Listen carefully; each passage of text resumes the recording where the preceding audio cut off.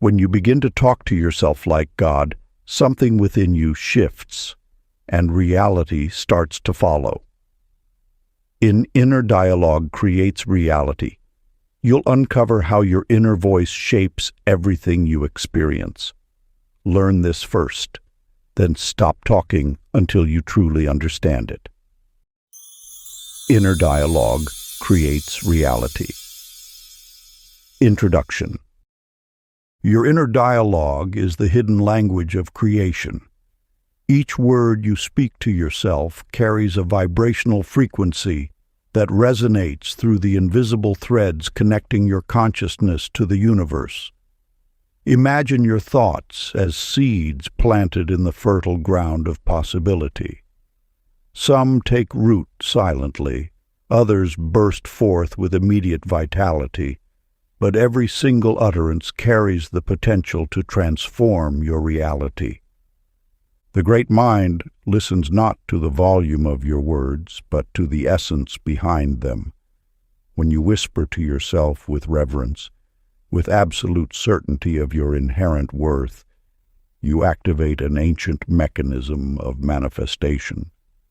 This is not magic, but the fundamental law of resonance, a principle as old as consciousness itself. Most humans walk through life unaware that they are constantly broadcasting their inner state. Your thoughts are not private murmurings tucked away in some silent chamber. They are powerful transmissions, electromagnetic signals that shape the very fabric of your experience.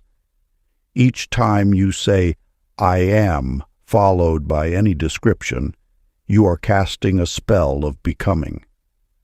Consider the shepherd who knows his worth, who speaks to himself with the quiet confidence of one who understands his connection to the universal flow. His words are not desperate pleas, but calm declarations. I am capable. I am worthy. I am aligned with abundance. These are not mere affirmations, but invocations of a deeper truth. The universe does not distinguish between what you want and what you believe you deserve. It responds to your fundamental vibration, the unconscious soundtrack playing beneath your conscious desires. Your job is not to chase outcomes, but to refine the music of your inner dialogue until it resonates with the frequency of what you wish to create. In the coming chapters, you will learn to listen, truly listen, to the conversation happening within. You will discover how to transform those whispers from uncertain murmurs to powerful declarations of truth. Before we get into the book, comment, "I am ready," to affirm your intention to the universe. Part 1. The Voice That Creates. Chapter 1. The Mirror Inside. In the gentle rhythm of coastal winds, your story begins with Hazel Montgomery, a woman whose inner landscape mirrored her external world of perpetual invisibility.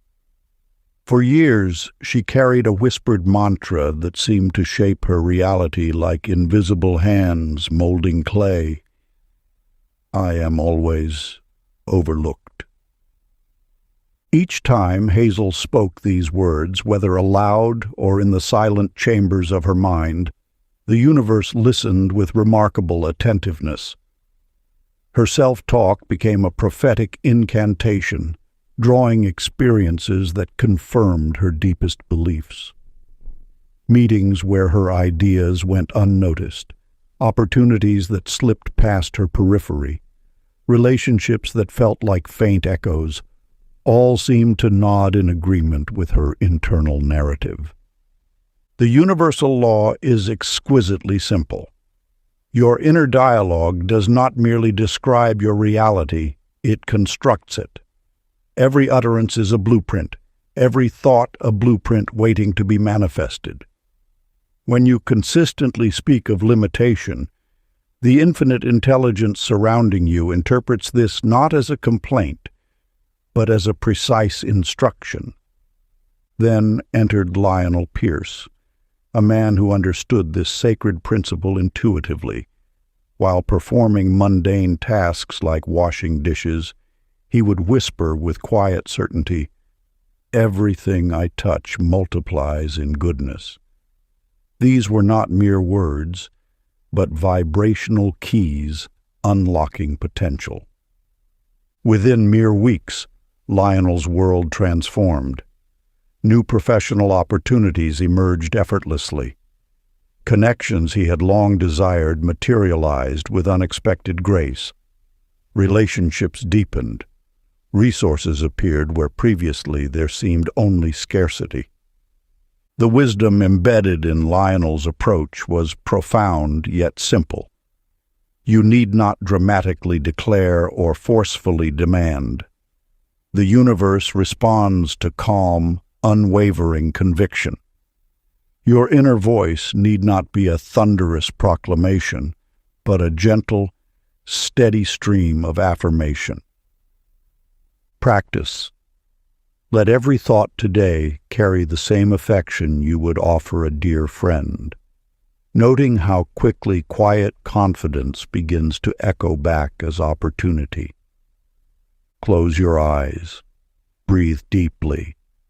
Listen to the conversation happening within you.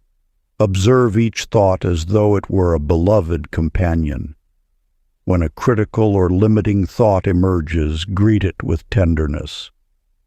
Rewrite it with the same compassion you would extend to someone you deeply love. Whisper to yourself, "I am worthy. I am capable. Goodness flows to me and through me with ease." Chapter 2. The Law of Assumed Identity. You stand at the threshold of understanding how your inner dialogue shapes the landscape of your existence. Consider Ellie Mae Thompson, a woman whose dreams of becoming a painter were constantly muted by her own whispered limitations. "I am not talented enough," she would murmur, her brushes gathering dust, her canvases remaining blank witnesses to her self-imposed constraints. The universal law reveals a profound truth. Your assumptions are not mere thoughts, but seeds of identity planted in the fertile ground of possibility. When you declare something about yourself with consistent emotion, the universe listens with remarkable attentiveness. Your inner narrative is not a casual commentary, but a command, a blueprint that reality eagerly seeks to construct. Ellie's story mirrors your own potential for transformation. Each time she dismissed her artistic abilities, she was not simply expressing doubt. She was actively constructing a reality of limitation. Her inner voice became a barrier more impenetrable than any external circumstance. In stark contrast, consider Chester Doyle, a man who refused to be defined by his current station. Though working as a clerk, he did not see himself as merely an administrative functionary. Instead, he imagined himself as a leader, someone who guided and inspired others with natural ease. His inner dialogue was not a reflection of his current position, but a declaration of his true potential. The teaching is clear. Life does not happen to you. It responds to you. Your surroundings are not fixed, but fluid, constantly rearranging themselves to match the energetic signature of your deepest beliefs. Chester's world transformed not through external manipulation, but through the quiet, consistent certainty of his inner conversation.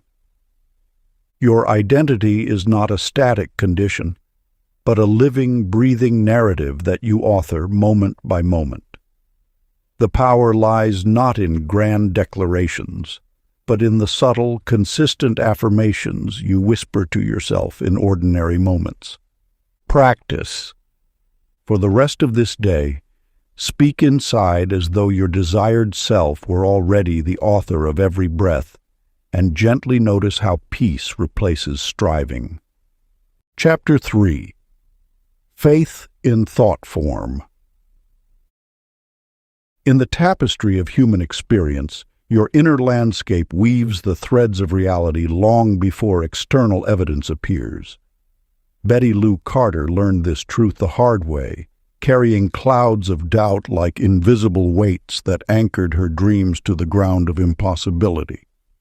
Betty's world was a landscape of perpetual uncertainty. Each morning, she would wake and mentally rehearse potential failures. What if I'm not good enough? What if everything falls apart? Her thoughts were not mere passing observations, but potent incantations, silently summoning the very circumstances she feared most. The universal law whispers a profound secret. Your inner dialogue is not commentary, but creative instruction. Every worry is a blueprint, every anxious thought a seed planted in the fertile ground of potential. Doubt does not merely describe, it designs. Contrast Betty's experience with Wendell Brooks, a man who understood the alchemy of faith. Wendell did not hope, he knew. When no professional connection seemed apparent, he would close his eyes and vividly imagine successful encounters. His inner conversation was not a question, but a declaration. Opportunities flow to me with grace and timing. Remarkably, Wendell's world began to rearrange itself. Unexpected introductions, spontaneous invitations, and synchronistic meetings started appearing, not as miracles, but as natural extensions of his unwavering inner certainty. He had discovered that faith is not passive waiting, but active creation. The interpretation cuts to the heart of manifestation. Your unseen beliefs are the primary architects of your experience. What you consistently assume, not occasionally wish for, but fundamentally believe, becomes the energetic template through which life organizes itself. Your power resides not in controlling external events, but in cultivating an internal state of quiet, unshakable trust. This is not about forcing outcomes, but about alignment, tuning your inner frequency to the wavelength of possibility. Throughout your day, let gentle certainty replace anxious rehearsal, noticing how circumstances shape themselves to match this quiet trust. Practice. Choose one desirable idea and treat it as already validated by life. Close your eyes and breathe into this assumption. Feel its reality not as a future hope, but as a present truth. Whisper to yourself, "This is already so." Let this become your meditation, your silent prayer, your creative breath. Chapter 4. Conversations with the Infinite. In the tapestry of universal communion, your inner dialogue weaves the fabric of reality with threads more potent than you might imagine. Consider Mildred Lane, who once approached life like a timid supplicant, her prayers more akin to desperate pleas than confident declarations. Her conversations with the universe resembled a beggar's trembling request, scattered and uncertain, yielding fragmented results that mirrored her hesitant spirit. The sacred wisdom whispers a profound truth. Divine intelligence responds not to weakness, but to unwavering certainty. When you speak to the cosmic currents, your tone matters more than the words themselves. Imagine communicating with an ancient, wise companion who knows your deepest potential, not as a stranger, but as an equal, who recognizes your inherent power. Young Everett Crane understood this mystical principle intuitively. Walking among ancient willows, their branches swaying with timeless grace, He began to converse with the sky as though addressing a respected colleague. His words were not requests, but declarations. Not pleas, but conversations of mutual understanding. Something remarkable occurred. As Everett's inner dialogue transformed, so did the landscape of his existence. Peace did not merely visit, it took residence within him. New pathways emerged where previously only obstacles stood. Opportunities whispered their arrival, soft yet unmistakable. The interpretation reveals a fundamental truth. Your relationship with life is a dialogue of mutual respect. When you speak with reverence, not desperation, the universe listens differently. Your inner conversations become sacred rituals, each word an offering, each thought a bridge between seen and unseen realms. This is not about manipulation, but alignment. Not about forcing outcomes, but harmonizing with the profound intelligence that breathes through all creation. Your self-talk is an instrument, tuned to either discord or symphony. Reflection transforms when you recognize that every internal utterance is a creative act. Each whispered thought carries the potential to reshape your experience, to call forth realities waiting just beyond the veil of current perception. Practice. Today, converse inwardly with the same poise you would use addressing something holy, allowing wonder and reverence to guide every phrase. Chapter 5. The Frequency of Gratitude. You stand at the threshold of a profound transformation, where the whispers of thankfulness become the architects of miracles. Look closely at Dorothy Wren, whose life was a landscape of perpetual lack, painted in the muted tones of constant sighing and quiet desperation. Her inner dialogue was a litany of what was missing: not enough money, never the right opportunity, always struggling. But the universe listens differently. It does not hear your words, it perceives your vibration. And Dorothy's vibration sang a song of scarcity, a melody that invited emptiness to make itself comfortable in her world. Gratitude is not a passive practice, but an active creation. When you give thanks before evidence appears, you are not engaging in wishful thinking. You are performing an act of spiritual engineering. You are signaling to the infinite that completion is already present, that abundance is not something to be acquired, but a state already existing. Consider Franklin Pope, a man who understood this sacred principle. Each morning, before the world had revealed its daily script, he would stand by his window and whisper gratitude. Thank you for the opportunities unfolding. Thank you for the grace moving through my life. Thank you for the abundance already in motion. His gratitude was not a plea, but a declaration, not a request, but a recognition. And slowly, almost imperceptibly, his world began to shift. Opportunities that once seemed distant started drawing near. Connections materialized. Resources appeared from unexpected corridors. This is the mystical mathematics of gratitude. When you praise the unseen, you make visible pathways. Your thankfulness becomes a beacon, a signal to the universe that you are ready to receive. It is an invitation written in the language of trust, a summons to abundance that cannot be ignored. The practice is not about forced positivity or denying challenges. It is about seeing beyond the immediate landscape, recognizing that your current circumstances are merely a temporary sketch, not the final masterpiece. Practice. Let every thank you be spoken not as duty, but as music summoning matching harmonies throughout the day. As the light streams through your window, pause. Take a breath. Offer gratitude not for what has arrived, but for what is already in motion.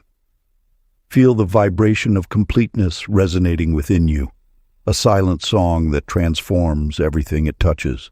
Chapter 6. The Imagination Principle. In the quiet corners of your consciousness, imagination whispers the first drafts of reality. You are not merely a passive observer of life, but its primary architect, sculpting possibility with every inner vision. Marjorie Tate once believed her circumstances were immovable stones, fixed and unyielding.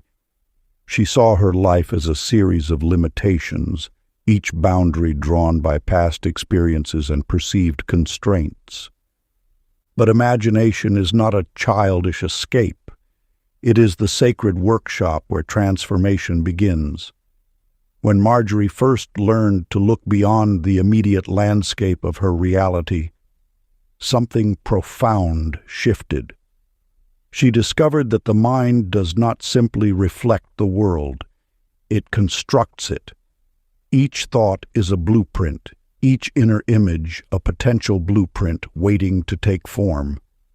Consider Calvin Reed, a man who understood this principle with remarkable clarity. Amid swirling professional turbulence, he did not react with tension or anxiety. Instead, he cultivated inner scenes of tranquility. Where others saw chaos, he imagined calm resolution. His inner landscape remained untroubled, a serene canvas untouched by external storms.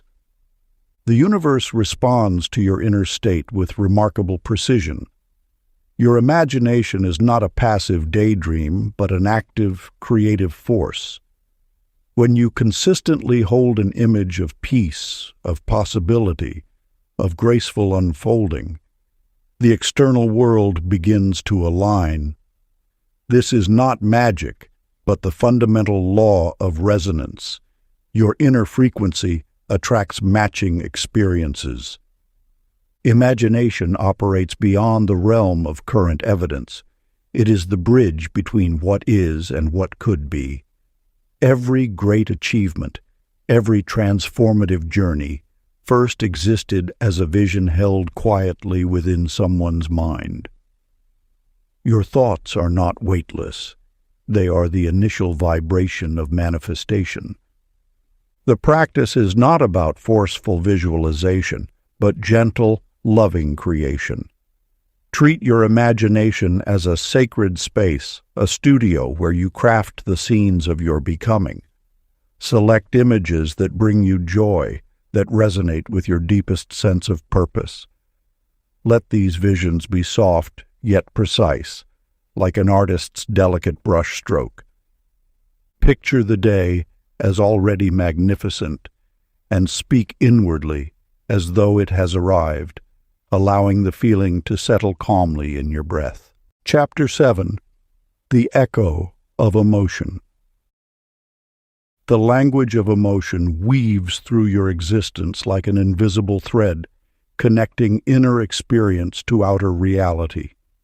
You have the power to become a masterful composer of your life's symphony, conducting each moment through the instrument of feeling. Jeanette Moore's life illustrated this principle with painful clarity. Every morning, a small mishap, a splash of coffee across her kitchen counter, would trigger a cascade of frustration. The spilled liquid became more than a simple accident. It transformed into a harbinger of disorder. Her internal dialogue would quickly spiral. Of course this would happen to me. Nothing ever goes smoothly.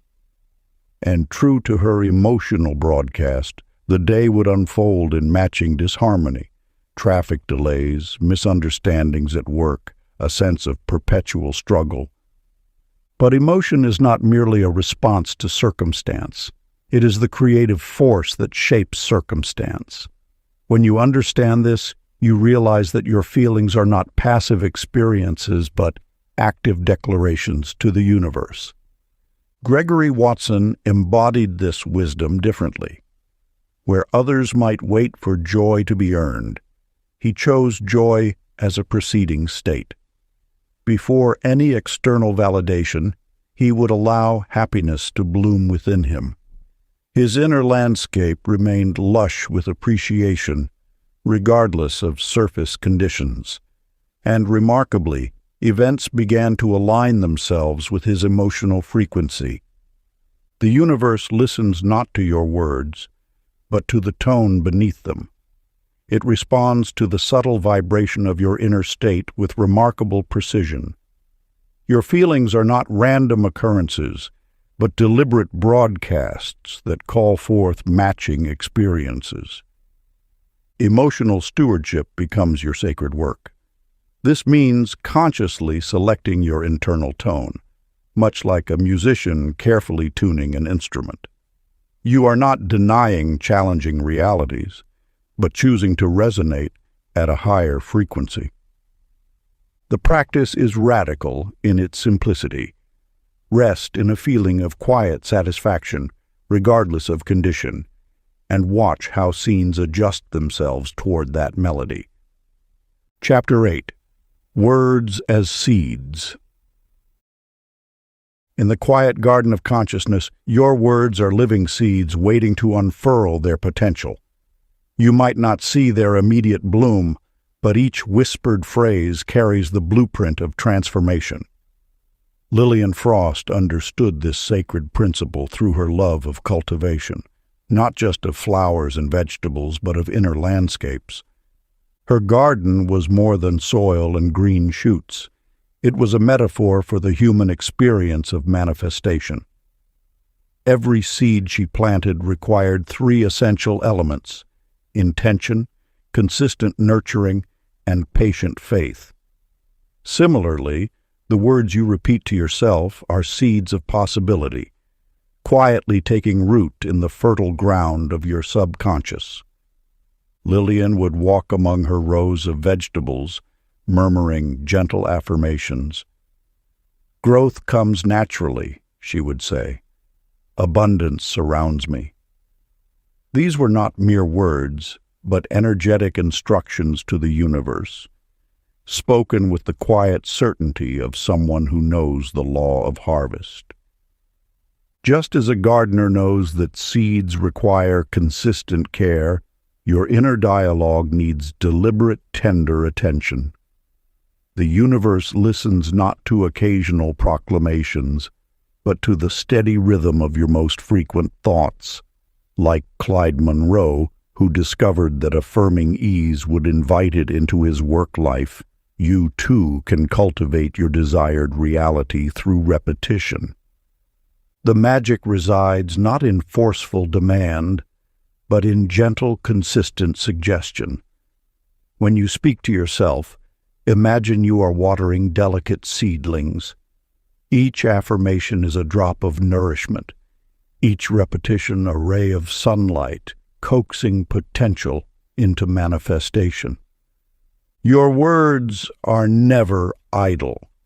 They are living energy, carrying vibrations that resonate beyond the moment of utterance. They travel through the invisible networks of consciousness, signaling your deepest beliefs to the great responsive intelligence that weaves reality. The practice is simple yet profound. Speak to yourself in phrases you wish to believe until their rhythm becomes natural music within. Choose words that resonate with your truest vision of yourself. Let them flow not from desperation, but from a place of quiet knowing. Perhaps you will whisper, "Ease flows through me," or "I am naturally aligned with abundance." Repeat these not as desperate wishes, but as statements of existing truth. Feel the words settle into your being, becoming as natural as breath. Speak these affirmations when you wake, while preparing meals during moments of transition. Let them become the background music of your consciousness, a gentle melody reshaping your inner and outer worlds. Chapter 9. The Listening Silence. In the bustling world of constant noise, you might not realize that your most profound conversations happen in the spaces between words. Silence is not emptiness, but a sacred vessel where wisdom crystallizes and truth whispers its most intimate revelations. Frances Lamb embodied the opposite of stillness. Her mind was a perpetual storm of thoughts, each wave crashing into another, leaving no room for quiet reflection. She would rush through days filled with endless mental chatter, believing that constant thinking equaled productivity. Her inner dialogue was a relentless stream, planning, worrying, analyzing, a torrent that drowned out any possibility of deeper understanding. Imagine a radio constantly tuned to static, unable to receive a clear signal. This was Frances's inner landscape. She mistook busyness for meaning, noise for progress. Yet the universe speaks in subtleties and gentle nudges that can only be heard when the mind becomes a calm lake, perfectly still and reflective. Enter Herbert Price, a man who discovered the transformative power of intentional silence. Unlike Frances, Herbert understood that divine guidance does not shout, it murmurs. He began a practice of dedicating 10 minutes each day to pure, uninterrupted quiet. No meditation apps, no guided visualizations, just raw, unfiltered stillness. In these moments of silence, Herbert discovered something remarkable. Answers that had eluded him during hours of intense thinking would emerge softly, with crystal clarity. Solutions to complex problems, insights into personal challenges, and a sense of profound peace would drift into his awareness, not forced, but gently received. The teaching is clear. Silence is not the absence of sound, but the presence of listening. When you quiet the mind's constant commentary, you create space for intuition to communicate. Your higher self, that wise, knowing part of you connected to universal intelligence, cannot be heard over the din of perpetual thinking. This is not about emptying your mind, but about creating a receptive state. Like a radio carefully tuned to receive a distant signal, silence allows you to pick up guidance that was always present, but previously unheard. Your inner world is a sanctuary, and silence is its most sacred ritual. In stillness, you are not doing, but being. You are not seeking, but allowing. You are not controlling, but surrendering to a wisdom far greater than your individual consciousness. The practice involves more than just sitting quietly. It is about cultivating a genuine openness, a willingness to listen without agenda. To sit calmly, breathe easefully, and listen between thoughts, welcoming the soft assurance already waiting. Close your eyes. Take a deep breath. Let your thoughts drift like clouds across a vast sky. Do not chase them. Do not engage them. Simply observe, breathe, listen. Chapter 10. The Sacred Routine. In the quiet dawn, where whispers have more power than thunderous declarations, you stand at the threshold of transformation. Many seek spiritual awakening through grand gestures, believing enlightenment arrives like a sudden lightning strike. But true metamorphosis happens in the subtle rhythms of daily practice, in the gentle repetition that carves wisdom into your being. Nora Blake embodied this misunderstanding. She craved dramatic spiritual experiences, visions, miraculous interventions, thunderous revelations, She would meditate sporadically, hoping for instantaneous enlightenment, then grow frustrated when inner peace remained elusive. Her approach was like expecting a garden to bloom from sporadic, erratic watering. The universal wisdom knows differently. Transformation is not a single moment of breakthrough, but a consistent, loving conversation with your inner self. It is the patient sculptor's touch, repeatedly refining the raw material of consciousness. Enter Martin Ellis, a man who understood the sacred power of routine.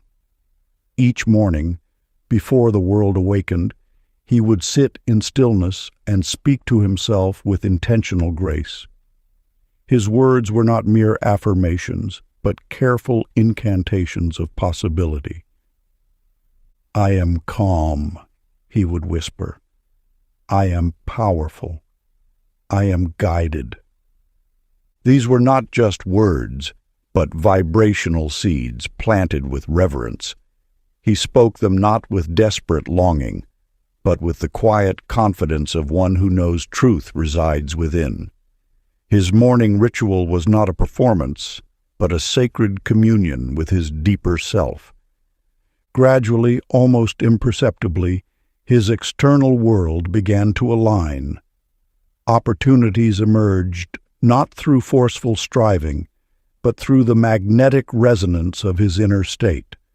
Challenges that once seemed insurmountable now dissolved with unexpected ease. The teaching is clear. Your daily practice is your primary creative tool. Consistency transforms what appears random into deliberate manifestation. Each repeated word, each mindful moment, rewires the intricate network of your potential. This is not about perfection, but presence. Not about forcing change, but allowing transformation through gentle, persistent alignment. Your inner dialogue is the blueprint from which your reality constructs itself, moment by moment, breath by breath. Your morning becomes a sacred ritual, not through complexity, but through sincere, loving repetition. Let your words be prayer beads, each syllable a meditation, each breath a bridge between inner truth and outer experience. Practice. Cherish your morning words like prayer beads, repeating them lovingly until the external world cannot resist joining your chosen harmony. Part 2. The Divine Conversation. Chapter 11. The Sound of Trust. You stand at the threshold of understanding a profound truth. Your inner dialogue shapes the landscape of your experiences. Trust is not merely a passive belief, but an active conversation with the universe, a rhythm of certainty that transforms uncertainty into opportunity. Clarice Jenkins knew fear intimately. Her life had been a tapestry woven with threads of potential loss. Jobs slipping away, relationships dissolving, opportunities vanishing like mist. She had grown accustomed to bracing herself, anticipating the next disappointment. Her inner voice was a constant whisper of vulnerability. Something will go wrong. I cannot be safe. But wisdom arrived when she learned that fear is simply misplaced creativity. What you predict with emotion, you often unconsciously invite. Your inner speech is a covenant with the unseen, a contract that the universe eagerly fulfills. Oscar Boone understood this principle intuitively. Where others saw complexity, he maintained a steady inner dialogue of assurance. I am protected. Everything arrives at the perfect moment. His words were not wishful thinking, but declarative statements, spoken with the authority of someone who knows the fundamental nature of reality, responds to conviction. Slowly, Clarice began to shift her inner narrative. Instead of predicting loss, she started affirming stability. I am supported. Life moves in my favor. At first, these words felt like costumes worn awkwardly, but with repetition, they became her authentic skin. The universe does not distinguish between your fears and your faith. It simply listens and responds to the most consistent frequency you transmit. When you speak with unwavering trust, external circumstances begin to align themselves to match your inner tone. Oscar's life demonstrated this principle eloquently. Opportunities emerged without struggle. Challenges dissolved before becoming obstacles. His calm expectation acted like an invisible force field, guiding events toward harmonious resolution. For you, the practice is not about forcing outcomes, but maintaining inner serenity. Your task is to keep your inner whispers calm, regardless of external turbulence. Trust is not the absence of uncertainty, but the presence of unshakable inner peace. During each pause today, repeat quietly, "Life understands me," allowing that trustful sentence to vibrate until calm becomes your signature. Chapter 12. The Alchemy of Perspective. In the tapestry of existence, you stand at the crossroads of perception, where every moment awaits your interpretation. Trust is not a passive surrender, but an active dialogue with life's unfolding mystery. Beatrice Goodwin learned this truth through years of resistance, watching how her complaints about timing were actually barriers to understanding. When Beatrice used to rail against delays, she saw obstacles as enemies. Missed connections, unexpected waits, sudden cancellations. Each became a personal assault. Her inner dialogue was a storm of frustration. Why now? Why me? But slowly, something within her began to shift. One autumn morning, a missed train that would have thrust her into a chaotic business meeting revealed itself as a guardian of peace. The delay protected her from a potential conflict, redirecting her toward a more harmonious opportunity. What she once cursed now whispered of intelligent design. Truman Fields embodied this wisdom with remarkable grace. Where others saw roadblocks, he perceived choreography. Each unexpected turn became an invitation to trust. When projects stalled or plans dissolved, he would pause and ask, "What insight is trying to reach me?" His inner conversation transformed obstacles into teachers. You might wonder how such a perspective becomes possible. It begins with a fundamental understanding. Nothing occurs against you, but always for your deeper unfolding. The universe communicates through events, and your interpretation determines their meaning. A closed door is not rejection, but redirection. A delay is not punishment, but protection. This perspective requires a radical reimagining of your relationship with life's flow. Instead of fighting against currents, you learn to read their intelligence. Every seeming interruption carries a hidden blessing. Every unexpected pause, a moment of potential realignment. The practice of trust is not about passive acceptance, but active reinterpretation. It means looking at each circumstance and asking, what wisdom is here? How might this be loving coordination? Your inner dialogue becomes a bridge between what appears and what is truly unfolding. When challenges arise, breathe. Recognize that your first reaction is rarely your wisest. Behind frustration lies a deeper understanding waiting to emerge. Trust is not about knowing every detail, but about maintaining inner calm amid uncertainty. Tonight, as darkness settles and the day's events replay in your mind, you have a sacred opportunity. Recount your day by describing all that happened as loving coordination, letting gratitude replace complaint. See each moment, smooth or challenging, as part of an intricate, intelligent design moving you toward your highest good. Chapter 13. The Agreement of Spirit. In the quiet corners of her modest apartment, Esther Vaughn whispered a familiar refrain of isolation. "I am alone," she would murmur, her words hanging like heavy curtains, blocking the light of connection that surrounded her. Yet the universe listens differently to such declarations, waiting patiently to reveal a deeper truth. Your perception creates the world you inhabit. Each time you announce separation, you construct invisible walls that seem impenetrable.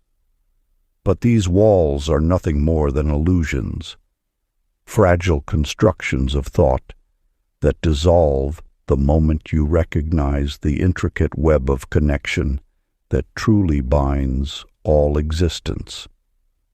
The teaching of unity transcends individual experience. It speaks to a grand orchestration where every being plays a crucial role, even when that role seems invisible. You are never truly alone, but a vital thread in an infinite tapestry of consciousness. Each breath you take interacts with the world around you. Each thought sends ripples through the unseen dimensions of existence. Lester Haynes understood this principle intimately. Where others saw strangers, he saw potential allies. His practice was simple yet profound. He would silently bless every person he encountered, not with grand gestures or spoken words, but with a quiet inner acknowledgement of their inherent worth and interconnectedness. Imagine walking through your day not as a solitary traveler, but as a participant in a grand, collaborative dance. Each interaction becomes an opportunity for silent blessing, each encounter a chance to recognize the shared essence that flows through all beings. When you begin to see the world this way, something miraculous occurs. Cooperation begins to blossom spontaneously. The universe responds to your perception with remarkable precision. Your inner dialogue creates the landscape of your experience. When you shift from a narrative of isolation to one of connection, the world around you begins to shift in response. It's not magic, but a fundamental principle of consciousness. Your perception shapes reality. The interpretation is clear. Harmony begins inside you. It is not something you seek externally, but something you generate from within. Your silent blessings, your quiet recognition of shared humanity, become the seeds of transformation. Practice becomes your pathway. Whenever you see another face, a colleague, a stranger on the street, a passing driver, send a silent blessing. Recognize the shared essence that connects you. Feel the invisible threads of understanding weaving between you, creating a network of unspoken support. Greet every encounter inwardly with the phrase, "Our goals are shared," watching how connection expands effortlessly. Before we get into the next chapter, you can download a free ebook version of this audiobook using the link in the pinned comment below this video. Chapter 14. Language of Allowing. In the tapestry of life's unfolding, you stand at the threshold of a profound revelation. Resistance is the invisible wall that separates you from the river of possibility. Ruth Donnelly knew this wall intimately. Her days were a constant battle of forcing, pushing, demanding that life conform to her precise expectations. Each morning she would map out intricate plans, her mind a whirlwind of control, her hands gripping tightly to outcomes that seemed to slip through her fingers like sand. The universe whispers a different wisdom. Surrender is not defeat, but the most elegant form of collaboration with life's intelligent design. Imagine your desires as delicate seeds. When you clutch them too tightly, you restrict their natural growth. When you hold them with open hands, they find their perfect path. George Palmer understood this secret.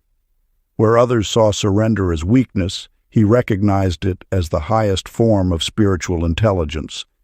He learned to release his grip on how things should unfold, replacing tension with a curious openness. His inner dialogue shifted from demanding to wondering, from controlling to trusting. This is the alchemy of allowing.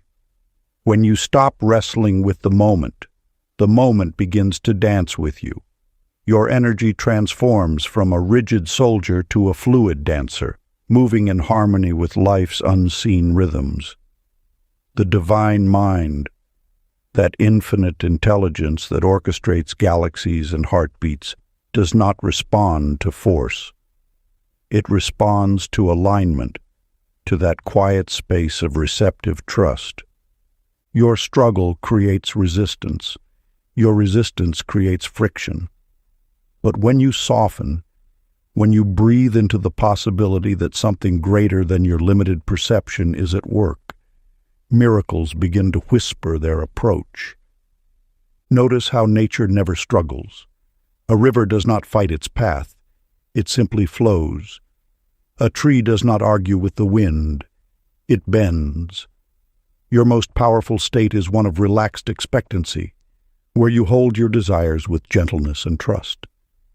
The practice is simple, yet profound. Breathe through desires without clutching them, saying inwardly, "It's already forming beautifully." Chapter 15. The Character of Words. In the intricate symphony of self-expression, your inner dialogue carries a resonance far beyond mere words. Each syllable you whisper to yourself creates an emotional atmosphere that permeates your entire existence. Polly Whitman discovered this truth through years of unconscious self-deprecation, her humor a subtle weapon turned inward. For decades, Polly had been the first to crack a joke at her own expense. "Oh, that's just me," she would laugh. "Always a step behind, always a little less than perfect." Her humor became a protective shield, a way to deflect potential criticism by beating others to the punch. But shields, while seemingly defensive, can also be prisons. Each jest chipped away at her inner confidence, like water slowly eroding stone. Her jokes were not light-hearted. They were declarations of limitation. "I'm not smart enough. I'm too clumsy. Who would take me seriously?" These playful phrases carried a poisonous undertone, programming her subconscious with a narrative of inadequacy. Then came the transformation, subtle, yet profound. Jerome Tate showed her another way, a path of humor that celebrated rather than diminished. His internal dialogue was a conversation of kindness, where jokes lifted spirits instead of crushing them. When he spoke about himself, it was with a gentle, loving amusement that acknowledged imperfection without condemning it. Imagine humor as a healing light, not a sharp blade. When you speak to yourself, let your words be a warm embrace, a chuckle that acknowledges your beautiful, messy humanity. Your internal comedy should feel like a friend's supportive nudge, not a critic's harsh judgment. This is not about toxic positivity or denying challenges. It's about recognizing that how you speak to yourself creates the emotional climate of your entire world. Your tone is the paintbrush, and your life is the canvas. Every self-directed comment is a stroke of color, building the masterpiece of your experience. Jerome's internal shift was miraculous. As he began treating himself with playful respect, the external world responded. Colleagues listened more attentively. Opportunities appeared where criticism once lingered. His relationships deepened because he had first cultivated a relationship of compassion with himself. The universe responds to your internal frequency. When your self-talk carries a tone of gentle amusement and love, you become magnetic. People are drawn to those who radiate self-acceptance, who can laugh at life's complexities without becoming entangled in judgment. Practice involves cultivating playful kindness internally. Your words are seeds, and the soil of your consciousness is fertile. Plant them with care, water them with compassion, and watch how your inner landscape transforms. Chapter 16. The Hidden Choir. In the quiet corners of her modest apartment, Vivian Scott had always believed prayer was a solitary act, a whispered conversation between herself and an unseen divine presence.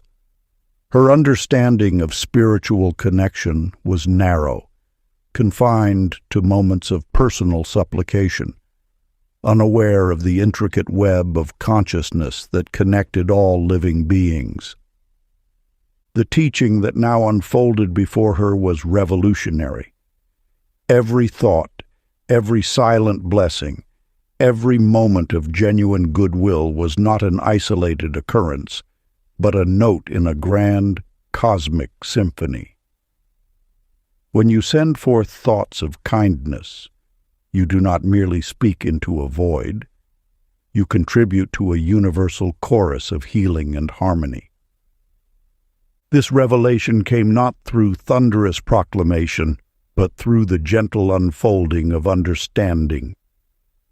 Each compassionate thought was like a musical note, vibrating through the unseen dimensions, touching lives far beyond immediate perception. Your inner landscape was not private, but intimately connected to the collective experience of humanity. Clarence Brown embodied this principle with remarkable simplicity. During his daily commute, he began offering mental blessings to fellow travelers, not grand prayers or elaborate invocations, but quiet, sincere wishes of well-being, a silent hope for the tired worker, a gentle blessing for the stressed student, a moment of compassion for the weary driver. Slowly, almost imperceptibly, the atmosphere around Clarence began to shift. Commuters who once avoided eye contact now exchanged small smiles. Interactions became smoother, more fluid. Strangers seemed more willing to help one another, offering seats, sharing umbrellas, holding doors. The external world was responding to his internal radiation of goodwill. The interpretation was clear. Reality is not a fixed landscape, but a responsive field of energy. Your thoughts are not mere internal chatter, but creative vibrations that shape the environment around you. When you choose to see the interconnectedness of all beings, you become a conscious composer of collective experience. This was not about forcing outcomes or manipulating energy, but about recognizing the profound impact of your inner state.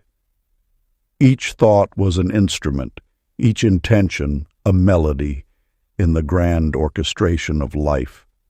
Actionable practice.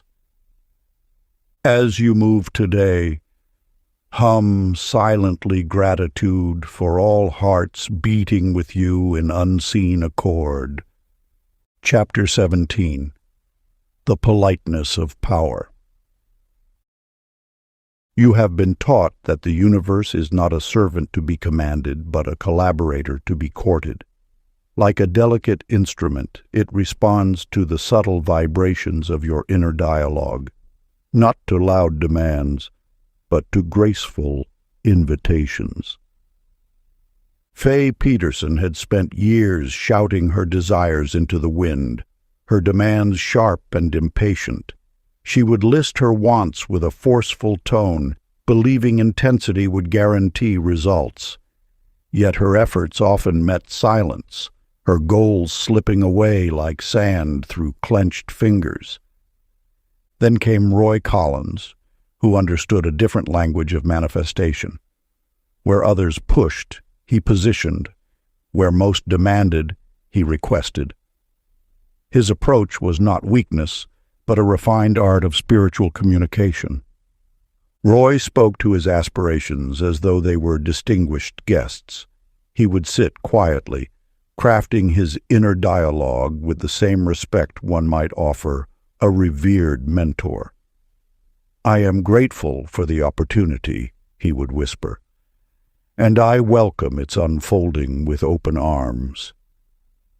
The universe, it seems, has exquisite manners. It does not respond to aggression, but to acknowledgement. Your desires are not conquered, they are courted.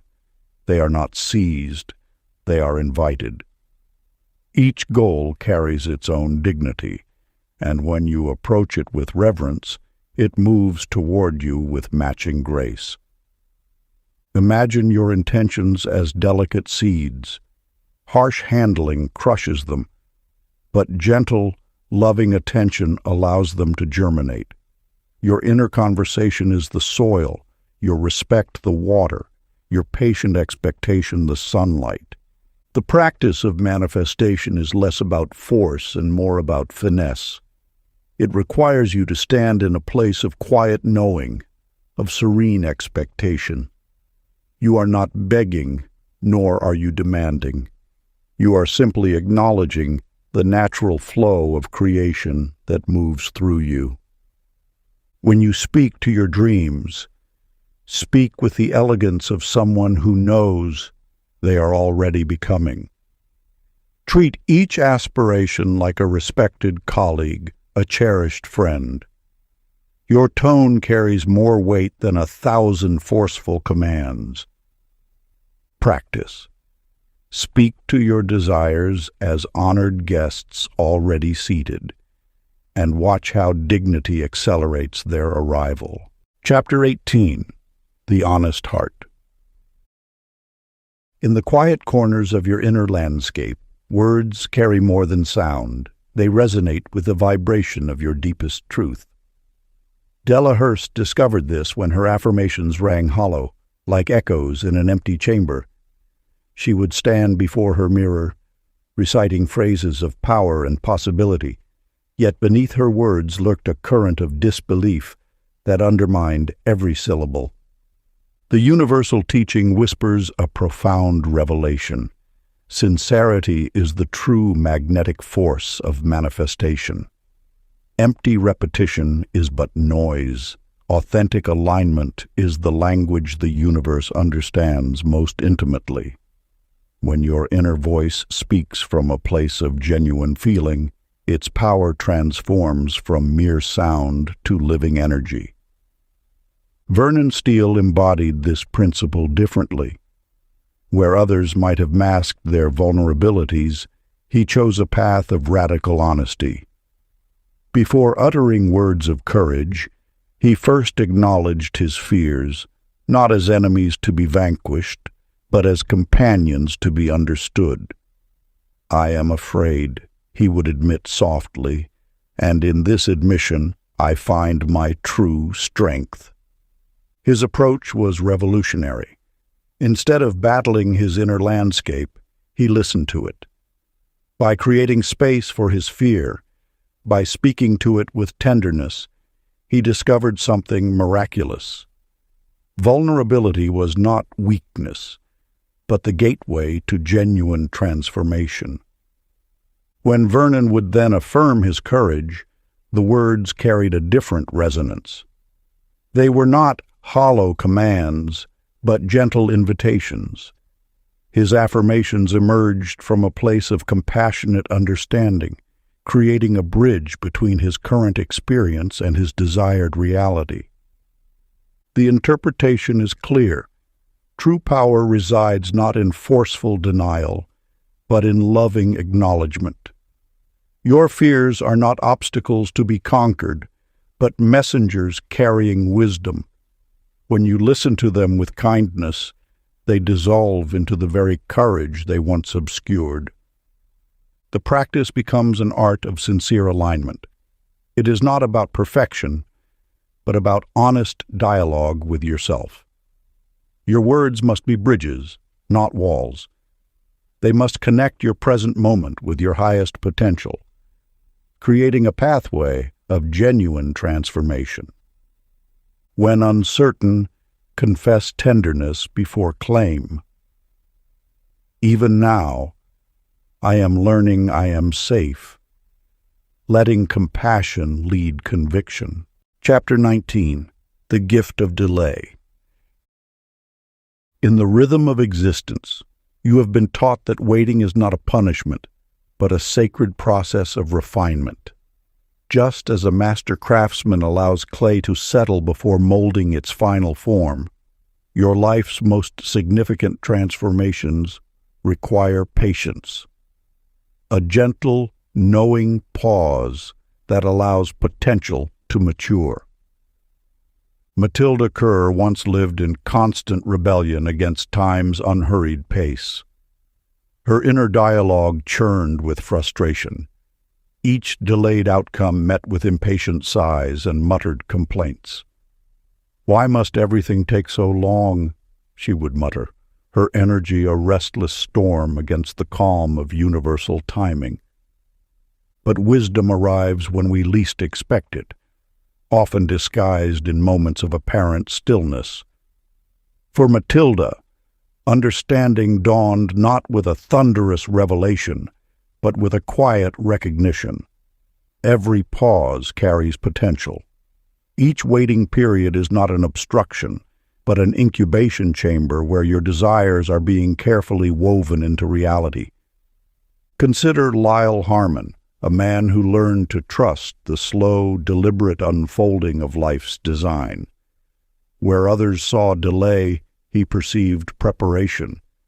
His inner conversation shifted from frustration to reverence, whispering to himself, "This moment is precisely calibrating my journey." The divine does not operate on human schedules, but on resonance. When you align your inner frequency with trust, waiting transforms from a burden to a blessing. Each moment of apparent stillness is actually a period of energetic alignment, where unseen forces are orchestrating circumstances beyond your immediate perception. Your impatience, you will discover, is often a barrier to your own magic. When you resist the natural rhythm of becoming, you interrupt the delicate weaving of your dreams. But when you embrace the pause, you allow the universe to season your aspirations with wisdom, timing, and grace. Lyle's patient trust revealed something profound. The outcomes that emerge after careful gestation are invariably more exquisite than those hastily manifested. His goals, when they arrived, were not just achievements, but masterpieces of divine coordination. The interpretation is clear. Delays are not denials, but confirmations of alignment. They are not obstacles, but opportunities for your inner landscape to match the external manifestation you seek. Patience is not passive waiting, but active trust, a creative seasoning that transforms potential into remarkable reality. Your practice, therefore, becomes a radical act of faith. The next time progress pauses, smile inwardly and say, "Life is seasoning this perfectly for me." Chapter 20. the invisible audience. In the quiet corners of your inner landscape where thoughts whisper and emotions dance, there exists a profound truth often overlooked. Every word you speak, even those unheard by any external ear, resonates through the infinite fabric of consciousness. Cora Beck knew doubt intimately. She had repeated affirmations like hollow scripts, her heart unconvinced, her spirit skeptical.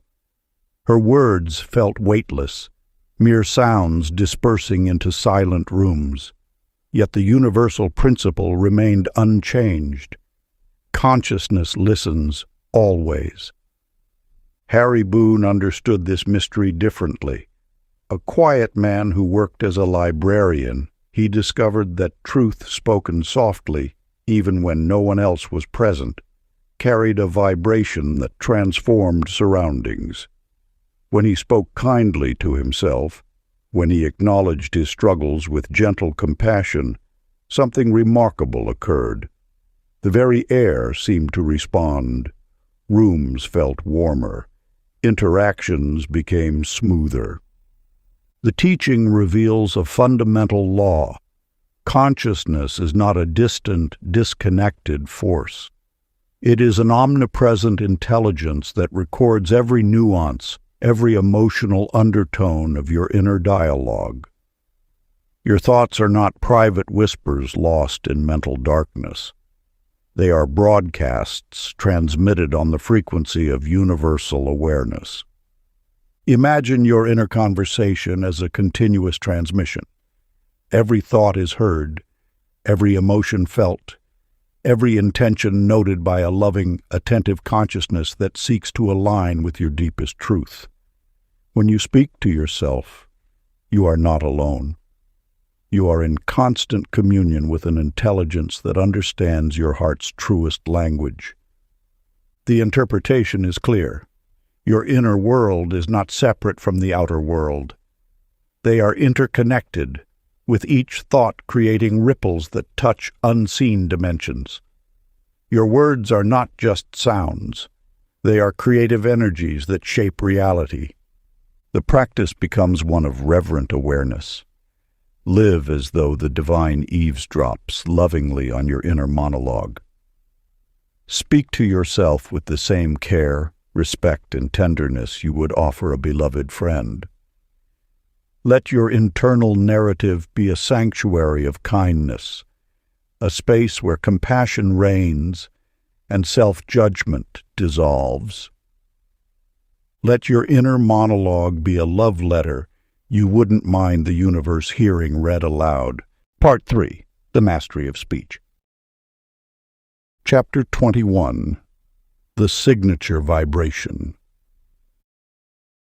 You carry within you an energetic signature more powerful than any spoken word, more influential than any visible action. Your inner conversation creates wavelengths that ripple through the fabric of existence, instructing reality before you are even aware of its movement. Lucille North understood this truth through years of unconscious repetition. For decades, she had introduced herself with apologetic undertones. "I'm just," or "I'm sorry to bother you," and her life responded in kind, offering her experiences that matched her diminished self-perception. Her interactions felt like whispers in empty rooms, her opportunities muted and constrained. Then came the moment of transformation. Lucille began to notice how her internal dialogue shaped her external world. Each time she spoke about herself, she was casting an energetic net into the universe, and that net was returning precisely what she had woven. She started small. Instead of apologizing for her presence, she began acknowledging her own worth. "I bring value," she would think quietly. "My perspective matters." These were not grandiose statements, but gentle affirmations spoken with genuine sincerity. The universe listens not to volume, but to conviction. Milton Gray embodied this principle with remarkable grace. Before every meeting, he would pause and adjust his inner frequency. Rather than rehearsing anxieties or potential failures, he would center himself in a feeling of calm expectation. His subtle emotional shifts became a magnetic field, drawing collaborative and supportive interactions toward him. Your inner state broadcasts a signal more potent than any external strategy. When you understand this, you realize that preparation happens first in the quiet chambers of your consciousness, long before any physical manifestation occurs. The interpretation is clear. Your emotional signature instructs circumstances before a single word is spoken. Your unexpressed feelings are the architects of your experience, designing encounters and opportunities with silent precision. The practice is not about force, but about gentle, consistent alignment. Your task is to anchor your identity in a state of calm joy, allowing that vibration to permeate your interactions. Throughout the day, whisper, "My tone writes my fate," and watch as serenity composes better events. Chapter 22. The Grace of Rewriting. In the landscape of consciousness, your inner narrative is not merely a record but a living, breathing entity that shapes the terrain of your experience. You are not bound by the stories you have told yourself, but liberated by the stories you choose to tell. Nancy Rhodes discovered this truth when she confronted her diary, a chronicle of perceived failures, disappointments, and wounds. Each page was a testament to a version of herself trapped in a narrative of limitation. But on that transformative day, she understood that memory is malleable, and perspective is the sculptor of reality. Your life is not a fixed script, but a dynamic composition waiting for your creative touch. When Nancy began to reinterpret her past, she saw her challenges not as obstacles, but as intricate lessons designed to forge her strength.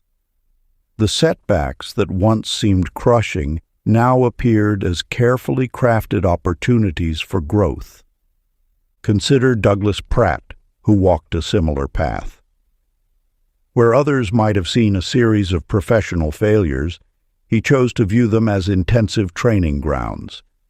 Each closed door became a classroom, each rejection a refined instrument of learning.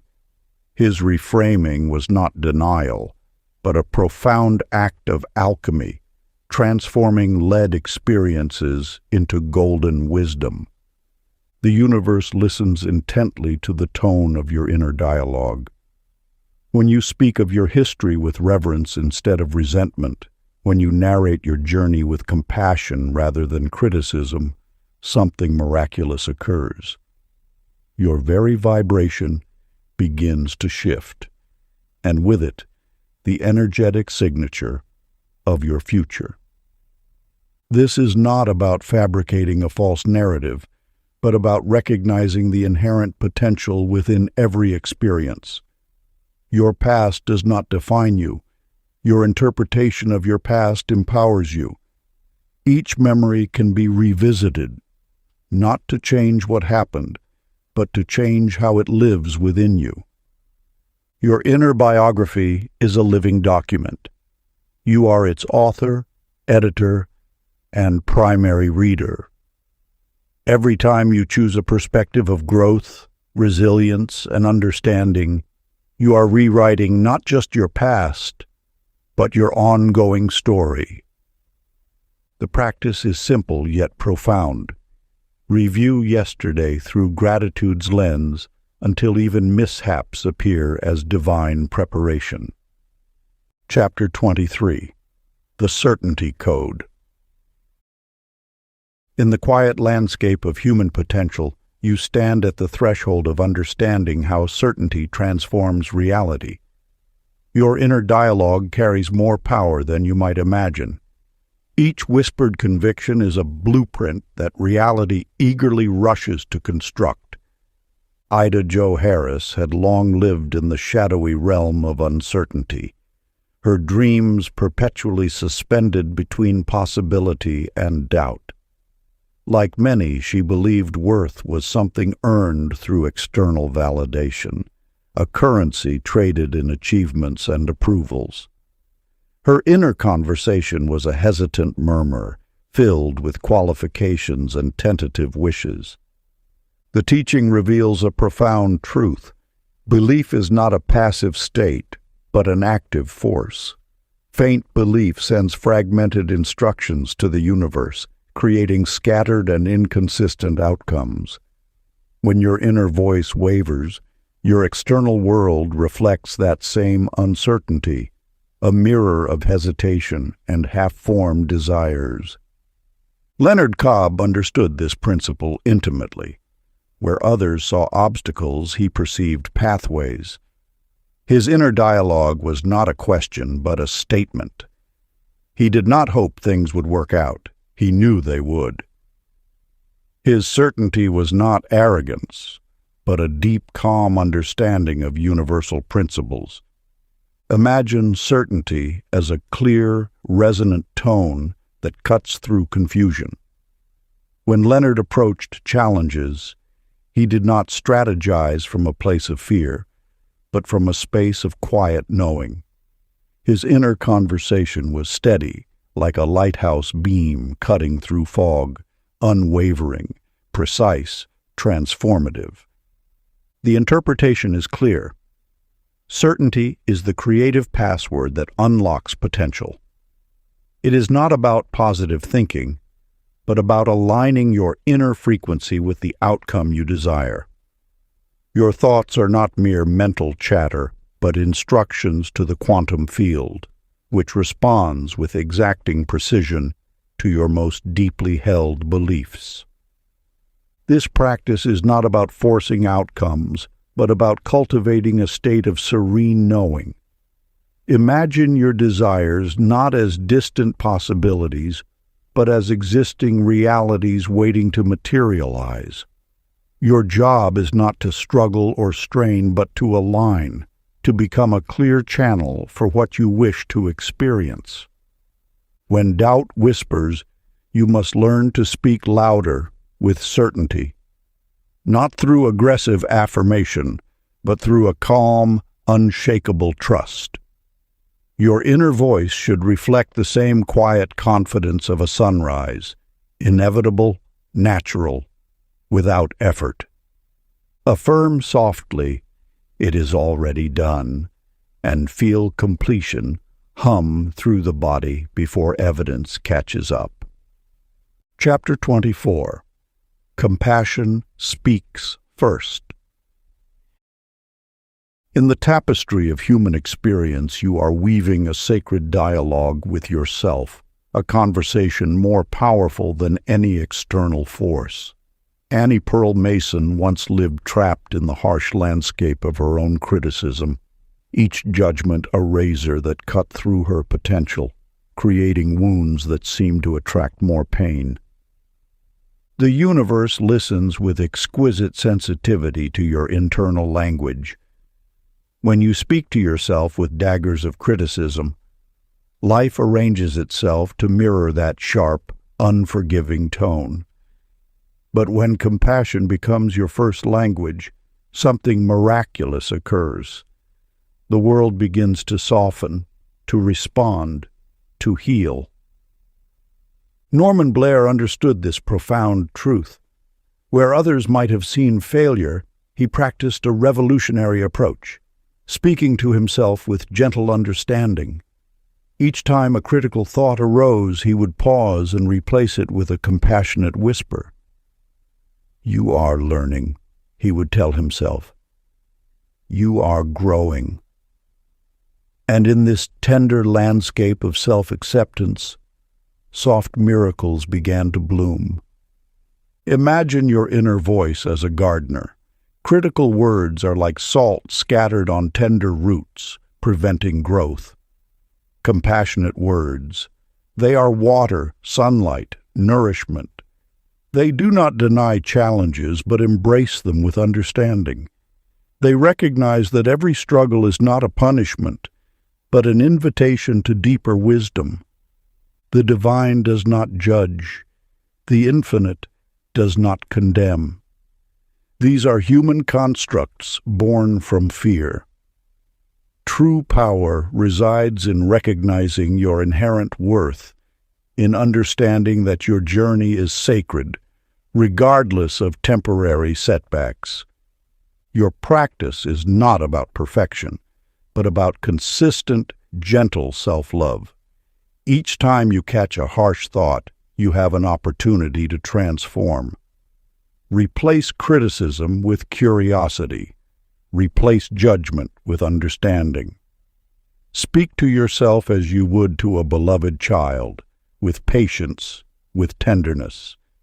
Before sleep, tell yourself gently, "I am proud of my becoming," and let forgiveness settle the heart.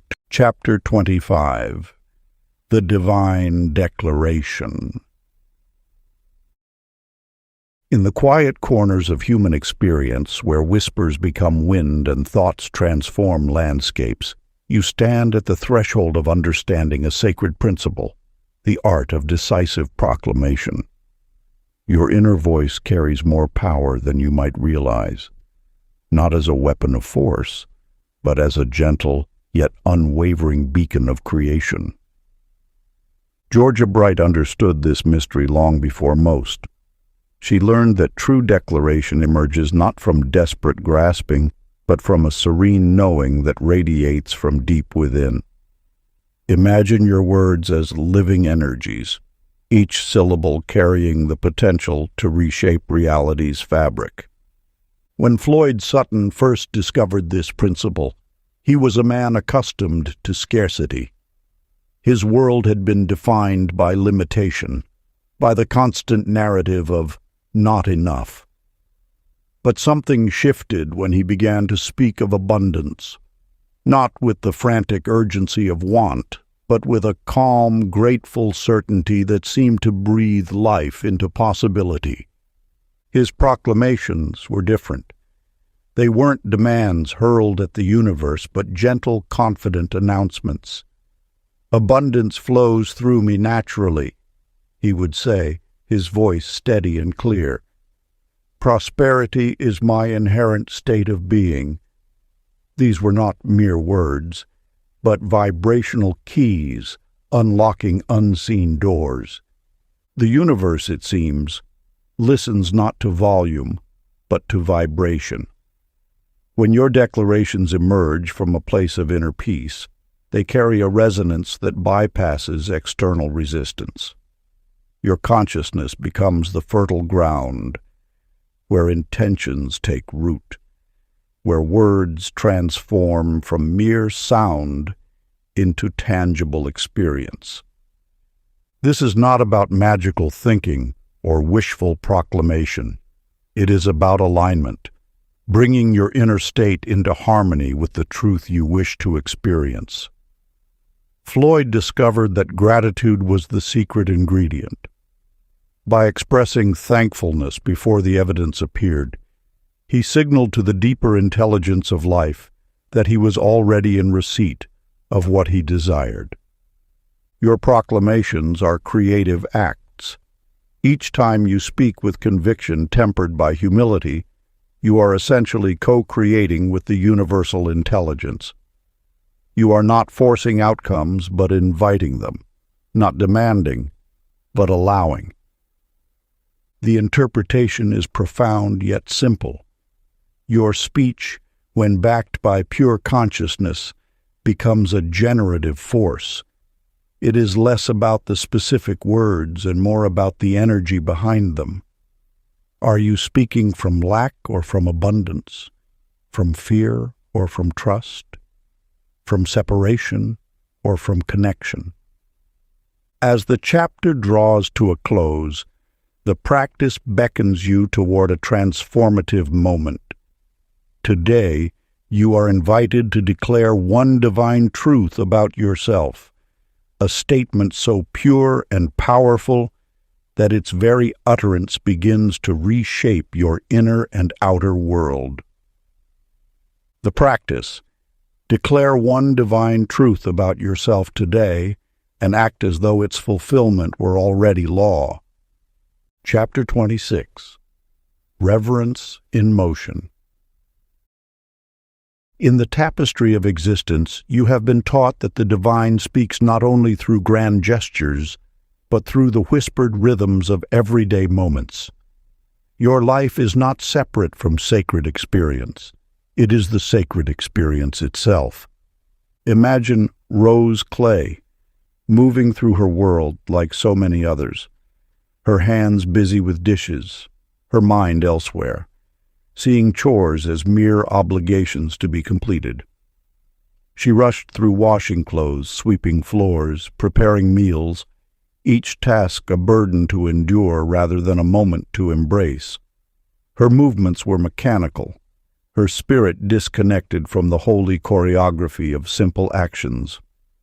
Then came Chester Mann, who understood something profound. Every movement can be a prayer, every task a sacred ceremony.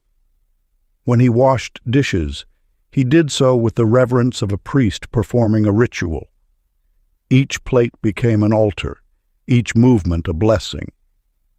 His sweeping was not about cleaning a floor, but about honoring the space around him. Cooking was not a chore, but an act of love, transforming ingredients into nourishment with mindful attention. The universe listens to your inner dialogue, to the spirit with which you approach each moment. When you infuse ordinary tasks with consciousness, something extraordinary begins to unfold. Chester discovered that when he treated mundane actions as sacred, they ceased being mundane. Surfaces seemed to shine more brilliantly, meals tasted more vibrant, and an inexplicable ease entered his world. This is the deeper teaching. Transformation happens not through grand external changes, but through the quality of your internal presence. Your consciousness is the alchemy that turns lead into gold, that transforms routine into ritual. Every breath can be a prayer, every step a meditation, every gesture an act of love. You are not simply doing tasks. You are participating in the continuous creation of your reality. When you approach life with reverence, life responds with grace. The dishes you wash become more than clean. They become a reflection of your inner state. The floor you sweep becomes more than tidy. It becomes a canvas of your awareness. Chester understood that devotion is not about grand spiritual performances, but about bringing full attention to whatever is before you. His chores were no longer something to escape, but something to fully inhabit. In this inhabitation, miracles quietly bloom. Practice cultivates this sacred participation. Move through today as though each breath were sacred choreography, and let grace reveal itself quietly. Chapter 27. The Still Command. In the quiet landscape of inner transformation, you discover that true power whispers, never shouts. Ella Durham had long believed that controlling her world required constant vigilance, a perpetual state of anxious management. Her inner dialogue was a storm of demands and fearful proclamations, each word pitched at a frantic frequency that repelled the very harmony she sought to create. The teaching reveals a profound truth. Genuine authority resides not in noise, but in stillness. When you speak from a place of deep calm, the universe listens with an attentiveness that no amount of shouting could ever summon. Your inner voice is not a weapon to be wielded, but a gentle instrument of creation. Consider Basil Crane, who understood this principle with remarkable clarity. Where others might react with tension, he responded with tranquil precision. His statements were not commands hurled against resistance, but quiet invitations to alignment. When challenges arose, he would pause, breathe, and issue forth simple, measured words that seemed to part obstacles like a soft breeze moving through tall grass. The interpretation is clear. Silence contains an ultimate authority that aggression can never match. Your most potent moments of influence arrive not through force, but through a serene certainty that needs no volume to be heard. Imagine your consciousness as a still pond. When its surface is undisturbed, you can see most deeply into its depths. This does not mean passive acceptance, but rather an active, conscious calm. You are not surrendering to circumstances, but holding a vibration so pure that circumstances must recalibrate to meet you. Your inner landscape becomes the template through which external reality is shaped. When pressure mounts, be it from work, relationships, or personal challenges, your natural impulse might be to escalate, to push back, to create more noise. But the wisdom whispers another way. Lower your inner volume. Breathe. Speak softly to reality, not as a beggar or a warrior, but as a calm architect of experience. Your practice becomes a sacred art of inner stillness. Whenever you feel pressure building, sink into a quiet consciousness. Let your breath become your first language, your heartbeat the rhythm of your response. From this place of centered calm, issue forth your intention, not as a demand, but as a gentle, unshakable truth.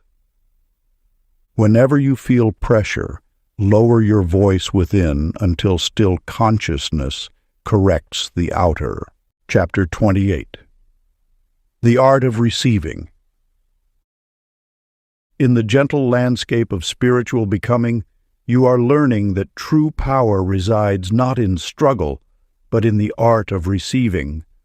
Many souls wrestle with worthiness, constructing elaborate barriers between themselves and grace, unaware that the universe speaks most tenderly to those who listen with open hearts. Ethel Parks knew this pattern intimately. Her prayers were constant, yet laden with an underlying current of unworthiness. She would petition the divine with fervent words, but her inner dialogue whispered she was undeserving, a subtle sabotage that blocked the very blessings she sought. The teaching reveals a profound truth. Receiving is not a complex ritual, but faith disguised as pure relaxation. When you cease fighting and begin accepting, miracles find effortless entry into your world. Worthiness is not earned, it is recognized. Consider Nolan Wyatt, who transformed his relationship with abundance through a simple, powerful shift. Where once he would timidly request or apologetically hope, he learned to say with calm certainty, "Yes, this good is mine." His tone carried no desperation, no pleading, just a quiet, graceful acknowledgement of his inherent right to receive. This is not arrogance, but alignment. When you understand that blessings are not external gifts randomly distributed, but natural expressions of your connection to the infinite, everything changes. Your stance shifts from a beggar at the door to a beloved child of the universe, naturally entitled to joy, prosperity, and grace. The interpretation is clear. Willingness completes manifestation. Hesitation creates gaps, but acceptance creates flow. Your readiness to receive is as crucial as your ability to desire. Imagine your consciousness as a vessel. When you keep it open, unclenched, and trusting, good cannot help but pour in. This practice is not about forcing or manipulating. It is about relaxation, a radical spiritual surrender that says, I am open, I am ready, I trust.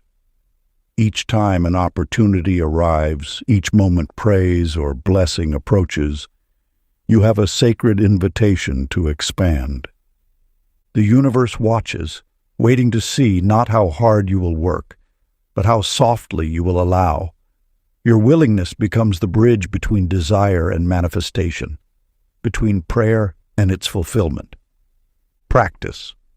When praise or opportunity comes, breathe deeply and mentally answer, "Thank you, I accept," allowing expansion to settle gracefully. Chapter 29. The Circle of Affirmation. In a world where many souls struggle to truly receive goodness, you stand at the threshold of a profound revelation. The art of receiving is not merely about accepting external gifts, but about creating an internal landscape where grace can flourish without resistance. Sally Dean had spent years crafting beautiful affirmations of joy and abundance, yet something fundamental remained blocked. When praise or recognition approached her, she would deflect, minimize, or subtly reject the acknowledgement. Her lips would smile, but her inner dialogue would whisper, "They don't really mean that," or "I'm not truly worthy."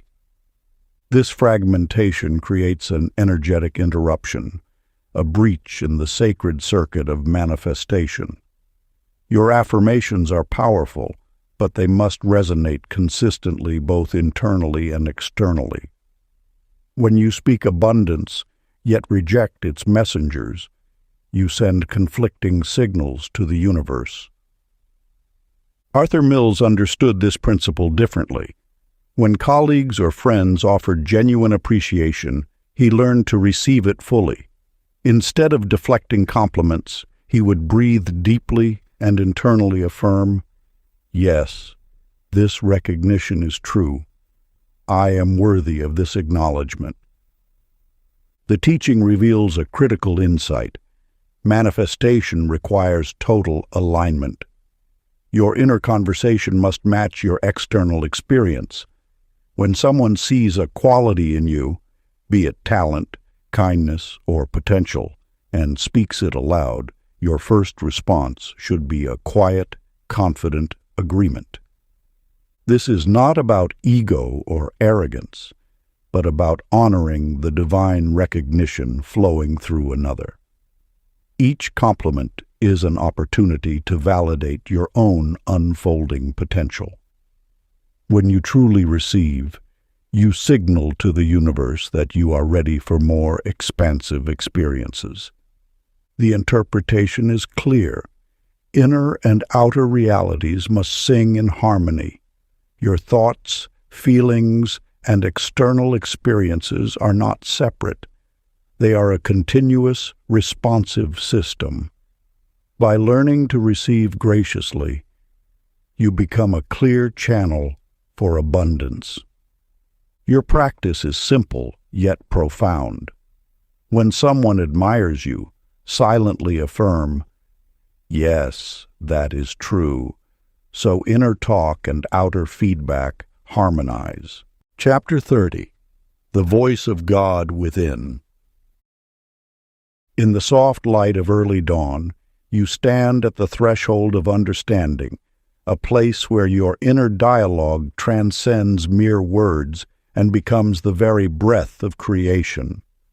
The universe has been whispering this truth since time immemorial. You are not separate from the divine, but its most intimate expression.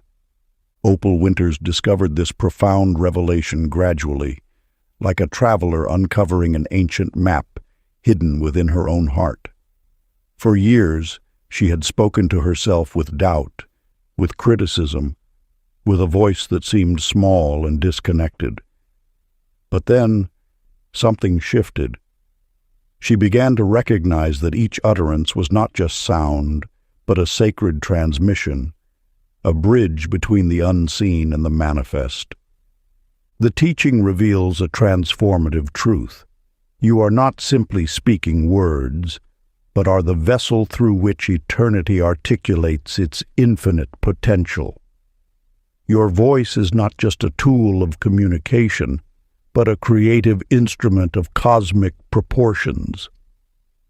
When you speak, you are not merely describing reality, you are actively sculpting it. Consider Raymond Fuller, whose morning practice transformed his entire existence. Each day he would stand before the rising sun and whisper, "We are one." These were not empty words, but a profound recognition of interconnectedness. At first, they might have seemed like simple affirmations, but gradually something miraculous occurred. The world began responding to his inner conversation. Opportunities appeared where obstacles once stood. Synchronicities danced around him like gentle spirits, confirming the deep truth of his words. Doors opened not through force, but through the quiet certainty of his inner alignment. Raymond understood that divinity is not a distant concept to be worshipped, but a living intelligence that flows through every conscious moment. The interpretation is crystal clear. You are the personalized channel through which the universal consciousness experiences itself. Your words are not just sounds, they are vibrational codes that reshape reality. Every time you speak to yourself, you are literally giving form to infinite potential. This understanding transforms spiritual practice from a distant, abstract concept into a living, breathing relationship. You are not seeking connection with the divine. You are the connection. Your voice is the bridge, your thoughts the architects, your beliefs the blueprint. As you move through your day, remember that each word carries the weight of creation. Speak to yourself as the divine would, with patience that knows no urgency, with amusement that embraces all experiences, with a certainty that transcends temporary appearances. Practice. Continue speaking to yourself as God would, patient, amused, infinitely sure, until that voice becomes your only narrative. Part 4. The Embodied Word. Chapter 31. The Breath of Knowing. You stand at the threshold of understanding how breath transforms mere words into living energy. Cecilia Boone's story illuminates a profound truth often overlooked. The way you breathe determines the power of your inner conversation. For years, Cecilia had collected affirmations like fragile ornaments, reciting them with attention that betrayed her deepest doubts. Her words would emerge stilted, forced, each declaration a whisper caught between hope and hesitation. She would speak abundance, yet her breath would catch, as if bracing for disappointment. The teaching reveals breath as more than mere biological function. It is the sacred messenger of your internal state, the silent translator of your deepest convictions. When your breath flows easily, your beliefs move from intellectual exercise to embodied truth. Enter Edgar Morris, a man who understood the alchemy of breath and belief. Where others might recite affirmations mechanically, Edgar transformed them into living poetry. He would pair each statement with a rhythm so gentle, so natural, that the words seemed to grow organically from within. When Edgar affirmed prosperity, his breath would expand softly, like a tide rising with quiet confidence. Each inhalation carried possibility. Each exhalation released limitation. His body became a living instrument of manifestation, no longer fighting against reality but dancing with it. The interpretation is profound. Your breath is the bridge between thought and experience. Shallow, constricted breathing signals internal resistance. Deep, fluid respiration becomes the carrier of your most powerful intentions. Imagine your breath as a loving courier, delivering your innermost declarations directly to the cellular landscape of your being. Each inhalation brings fresh potential. Each exhalation releases what no longer serves you. This is not metaphor, but a tangible method of transformation. When you speak to yourself, notice how your breath moves. Does it contract with fear? Does it pause with uncertainty? Or does it flow with the same ease that water moves around stones, steady, confident, uninterrupted? The practice invites you to make your breath a conscious companion to your inner dialogue. Let each word be cradled by a rhythm of peace. Allow your respiratory system to become the gentle conductor of your most profound truths. As you speak inwardly today, breathe in faith and breathe out fulfillment, allowing the two to merge into effortless affirmation. Chapter 32. The Beauty of Expectancy. You stand at the threshold of understanding that your breath carries more than oxygen. It transports expectation. Like a subtle wind moving through the landscape of possibility, your anticipation shapes the terrain of experience long before circumstances manifest. Georgia May Hines embodied the opposite of expectant grace. Her inner dialogue was a constant rehearsal of potential disappointment, a quiet murmur that said, "Nothing ever goes my way." Each morning she would wake expecting complications, and life, ever the dutiful listener, would arrange precisely those circumstances she feared most. The universal teaching reveals a profound truth. Expectancy is not passive waiting, but active creation. What you expect with calm certainty, you begin to perceive. Your inner vision becomes a lens that filters and highlights experiences matching your core belief. When you expect difficulty, your attention sharpens to every potential obstacle. When you expect grace, your awareness becomes attuned to moments of unexpected kindness. Rufus Day understood this principle intuitively. Where others might see strangers as indifferent or potentially hostile, he moved through the world expecting benevolence. His inner conversation was a gentle invitation. People are fundamentally kind. Beauty surrounds me. And remarkably, reality responded. Strangers would offer spontaneous smiles, hold doors, provide unexpected assistance. The world seemed to reconfigure itself to match his expectant perspective. This is not magical thinking, but a profound understanding of consciousness. Your expectancy is a form of silent communication with the unfolding moment. Each breath can be an affirmation, each exhale a subtle instruction to the universe about what you are prepared to receive. Breathing is not merely a biological function. It is a bridge between inner intention and outer manifestation. When your breath is tight and constricted, your expectations become narrow. When your breath flows with ease, your anticipation becomes spacious, allowing miracles room to emerge. The interpretation is clear. Expectancy trains reality's spotlight. Whatever you illuminate with consistent, calm attention begins to take form. Your breath becomes the paintbrush, your expectation the canvas, and the universe eagerly awaits your creative stroke. The practice becomes one of steady, gentle anticipation. not a forced positivity, but a relaxed openness to good unfolding.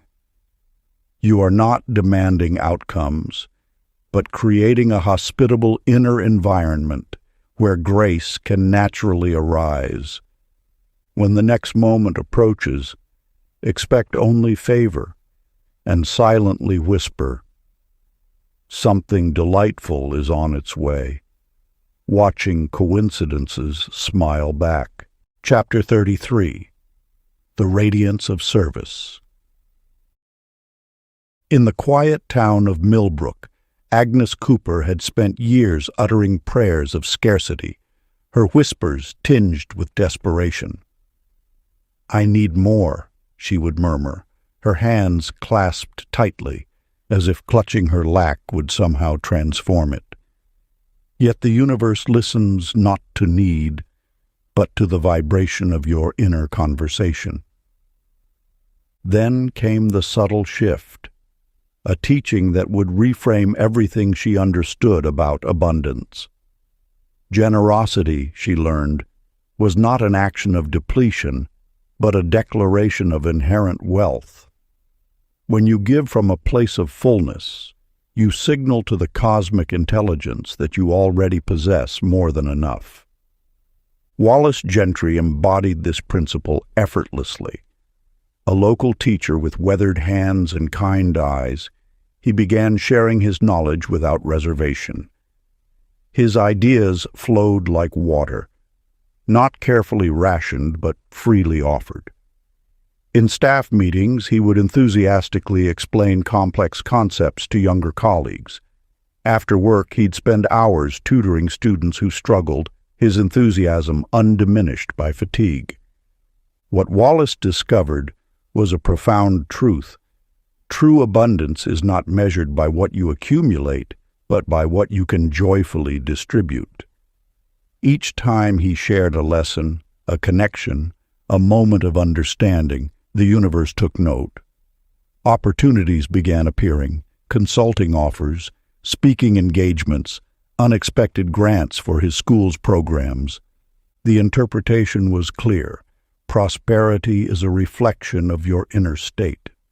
When you operate from a belief of sufficiency, the external world cannot help but mirror that abundance.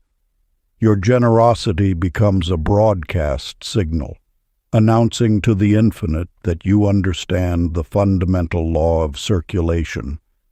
What flows through you will always return multiplied.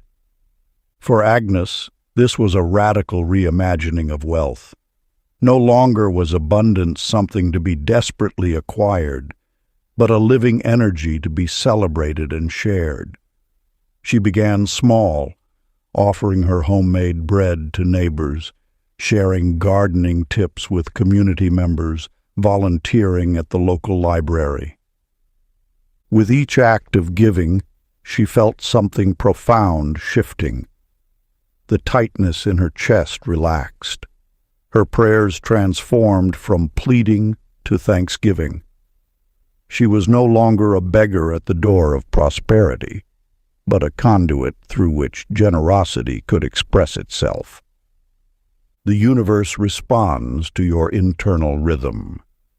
When you give without expectation, you declare your connection to an infinite source. Your actions become a form of prayer, more powerful than words whispered in isolation. Practice. Perform each act today as an announcement of infinite sufficiency, feeling light pour through your gestures. Chapter 34. The Constant Agreement. In the quiet dawn, you stand at the threshold of understanding, a bridge between inner silence and external expression. Your spiritual practice need not be confined to moments of meditation or solitude. Instead, it is a living, breathing conversation that pulses through every breath, every interaction, every mundane task. Olive Randall discovered this truth the hard way. Her mornings began with deep meditation, her consciousness expanding into vast, serene landscapes of tranquility. But the moment she stepped into her office, that sacred calm would shatter like fragile glass. Her work environment became a battlefield where doubt whispered and anxiety shouted, completely disconnected from the peaceful self she knew during meditation. The universe speaks a language of consistency. When your inner dialogue matches your external conversation, when your sacred whispers align with your professional murmurs, something miraculous occurs. The barriers between your spiritual self and your practical self dissolve, revealing a unified essence of being. Blaine Mercer understood this principle intuitively. He crafted a simple yet powerful affirmation. The same serenity follows me everywhere. He didn't just repeat these words, he embodied them. Whether in a board meeting, during a stressful presentation, or while navigating complex workplace dynamics, he maintained an internal rhythm of calm. Remarkably, as Blaine held this consistent inner tone, the external world began to reshape itself. Conflicts that once seemed insurmountable now dissolved. Challenging conversations became opportunities for understanding. Stress transformed into smooth collaboration. The interpretation is profound. Your inner conversation is not separate from your external reality. They are not two distinct experiences, but a single, interconnected flow of energy. When you maintain spiritual integrity across all domains of life, sacred and routine, you become a living transmission of peace. This doesn't mean forcing a false positivity or suppressing genuine emotions. Instead, it's about maintaining an underlying current of trust, a fundamental understanding that your essential self remains unshaken regardless of external circumstances. Your spiritual practice is not a costume you wear during meditation and then discard. It is the very fabric of your being, woven through every moment, every interaction, every breath. Practice. Keep a single affirmation gently alive in every setting until life cannot help but echo it back unchanged. Chapter 35. The Playful Creator. In the tapestry of spiritual transformation, you might believe that serious contemplation is the only path to wisdom. Yet the universe whispers a different truth, one of lightness, of joy, of the miraculous power embedded in genuine play. Minnie Ford had spent years studying spiritual texts, her brow furrowed in concentration, her practice weighted with the gravity of seeking. She meditated with such intensity that her shoulders ached, her journals filled with complex diagrams and serious annotations. Transformation, she believed, was a solemn journey, a grueling climb toward enlightenment. But creation itself knows no such heaviness. The same force that spins galaxies and breathes life into flowers operates with an inherent playfulness, a dance of spontaneous delight. Your spiritual path is not a rigid march, but a fluid, joyful exploration. Consider Harold Beck, who discovered that laughter could dissolve what serious contemplation could not. When worries arose, he began to see them as comical characters in an absurd play. His anxieties about finances, relationships, and purpose became ridiculous performers on the stage of his mind, their dramatic poses suddenly seeming ludicrous. With each chuckle, Harold noticed something extraordinary. The very thoughts that once seemed substantial began to lose their power. Worries that had felt like immovable mountains now appeared as lightweight as soap bubbles, ready to float away at the gentlest breath of humor. The interpretation is profound yet simple. Play restores you to your natural state of power. Children know this instinctively. They create worlds with imagination, transform ordinary objects into magical realms, and manifest with an ease adults have forgotten. Your spiritual practice can reclaim this innocent, powerful approach. When you approach life's challenges with a spirit of curiosity and enjoyment rather than grim determination, something miraculous occurs. Solutions emerge not through struggle, but through a relaxed, playful engagement with possibility. Your inner dialogue shifts from heavy analysis to light exploration. Instead of interrogating your experiences, you begin to dance with them. You become less of a serious student and more of a joyful adventurer, understanding that the universe responds more readily to delight than to dutiful effort. This doesn't mean ignoring life's complexities. Rather, it means engaging with them through a lens of wonder, seeing challenges as interesting puzzles rather than insurmountable obstacles. Practice promotes delight in imagination. Your spiritual work becomes less about achieving and more about experiencing, less about controlling and more about dancing with the mysterious currents of existence.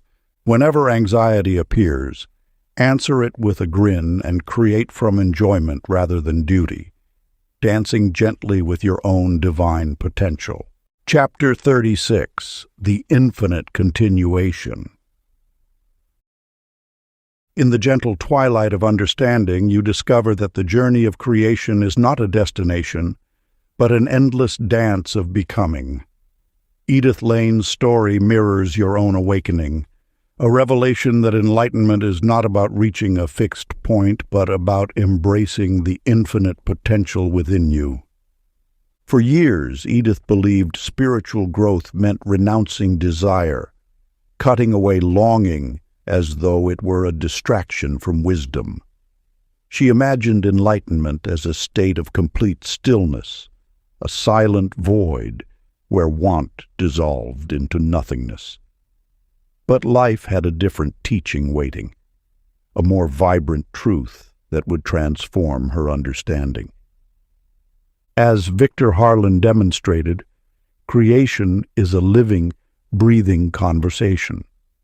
Each morning, he would stand at his window and whisper with childlike wonder, "Let's see what new marvel appears today," his voice carrying the tone of eager anticipation rather than demanding expectation. And remarkably, life responded. Opportunities bloomed like unexpected flowers. Synchronicities danced around him, and each day became an adventure of discovery. The interpretation of this wisdom cuts to the heart of your own potential. The divine dialogue is never truly complete. It is an ongoing symphony, a continuous co-creation where you are both the instrument and the musician. Your desires are not obstacles to spiritual growth, but the very energy that propels evolution forward. Imagine your life not as a fixed narrative, but as an ever-unfolding story where each moment invites new possibility. The practice is not about suppressing your natural curiosity or dampening your enthusiasm, but about welcoming each experience with an open heart and a playful spirit. Contentment and exploration are not opposing forces, but harmonious companions. When you can rest in gratitude for what is, while simultaneously holding space for what might be, you activate a profound creative power. This is the true essence of conscious evolution, to be fully present and infinitely expansive. As the day concludes, you are invited to a sacred ritual of acknowledgement and invitation. Each evening, pause and thank life for the day's creations. Recognize the miracles, both grand and subtle, that have woven themselves into your experience. Then, with a heart full of affectionate expectancy, open yourself to tomorrow's unwritten chapters. Whisper softly to the universe, "Thank you for today's wonders. I am ready and eager for whatever beautiful surprises await me.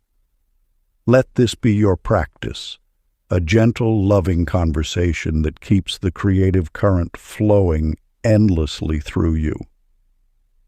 If you enjoyed this audiobook, I created a free ebook version for you. You can download it using the link in the pinned comment. Conclusion.